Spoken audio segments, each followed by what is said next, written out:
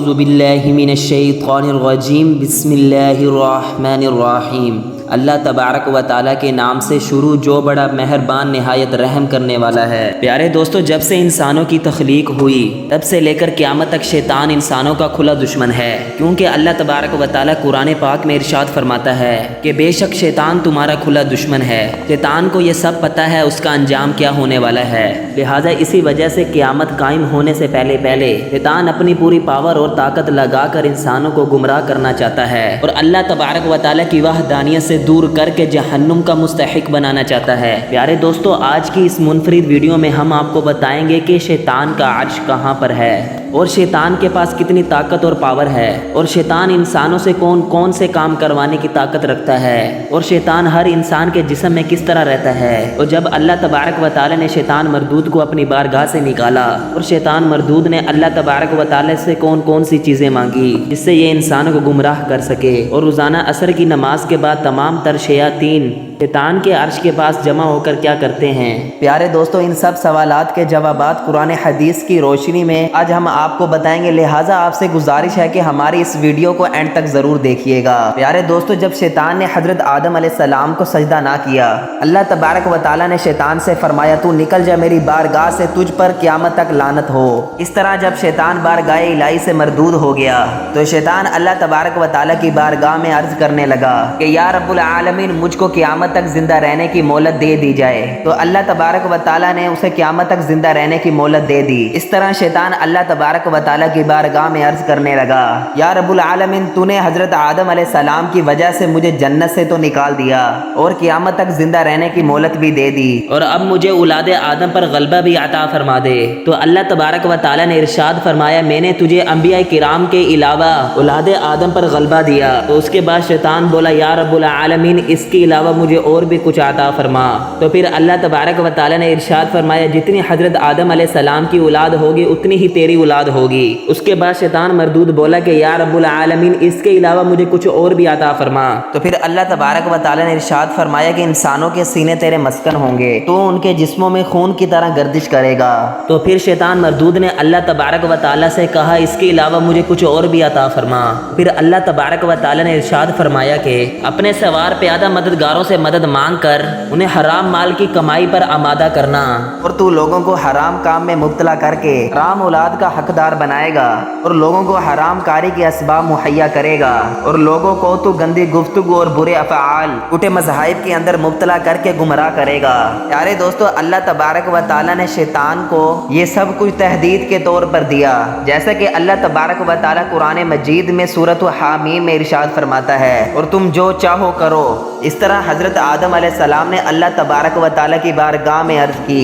کہ یا رب العالمین، تو نے میری اولاد پر شیطان کو مسلط کر دیا، اب شیطان مردود سے رہائی تیری رحمت کے بغیر کیسے ممکن ہوگی۔ تو پھر اللہ تبارک و تعالیٰ نے ارشاد فرمایا اے آدم علیہ السلام کہ میں تیرے ہر فرزند کے ساتھ ایک محافظ فرشتہ پیدا کروں گا۔ تو حضرت آدم علیہ السلام نے عرض کی یا رب العالمین، کچھ اور بھی عطا فرما۔ تو اللہ تبارک و تعالیٰ نے ارشاد فرمایا میں تیری اولاد کو ایک نیکی کا ثواب 10 گنا دوں گا۔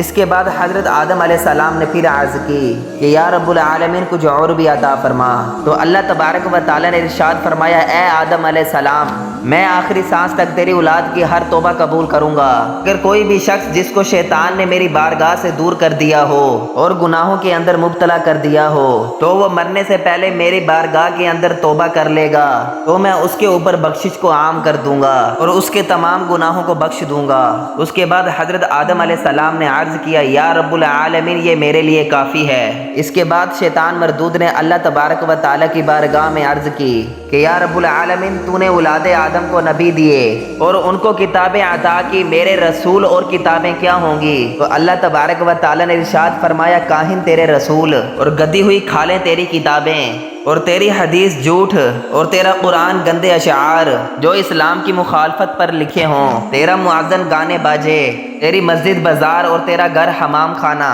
اور تیرا کھانا وہ جس پر میرا نام نہ لیا گیا ہو، اور تیرا پینا شراب اور عورتیں تیرا جال ہیں، اور یہ سب کچھ ملنے کے بعد شیطان مردود نے اللہ تبارک و تعالیٰ کی بارگاہ میں عرض کی کہ یا رب العالمین میں ضرور تیرے بندوں کی راہ میں بیٹھوں گا اور ان کو تیری راہ سے گمراہ کروں گا اور تجھ سے دور کر دوں گا۔ تو اللہ تبارک و تعالیٰ نے ارشاد فرمایا تو میرے بندوں کو میری راہ سے دور کرے گا اور گناہوں کے اندر مبتلا کرے گا تو میں اپنی رحمت کے صدقے اپنے بندوں کو معاف کرتا جاؤں گا اور جنت میں داخلہ عطا فرما دوں گا، اور جو میری رحمت کے باوجود کفر اور شرک کے اندر مبتلا ہو جائیں گے اور تیرے بندے بن جائیں گے میں انہیں تیرے ساتھ ہی جہنم میں ڈال دوں گا، اور جو مجھے چھوڑ کر تیرے پیروکار بن جائیں گے تو ان کا انجام تیرے ساتھ جہنم میں ہوگا۔ پیارے دوستو، دنیا کے اندر جتنے ہی روزانہ گناہ ہوتے ہیں وہ سارے کے سارے گناہ شیطان اور شیطان کے چیلے کرواتے ہیں، اور یہ تمام گناہوں کی لسٹ روزانہ شیطان کو پیش کی جاتی ہے، جیسا کہ حضرت جابر رضی اللہ تعالی عنہ بیان فرماتے ہیں، جیسا کہ حضرت محمد صلی اللہ علیہ وآلہ وسلم نے ارشاد فرمایا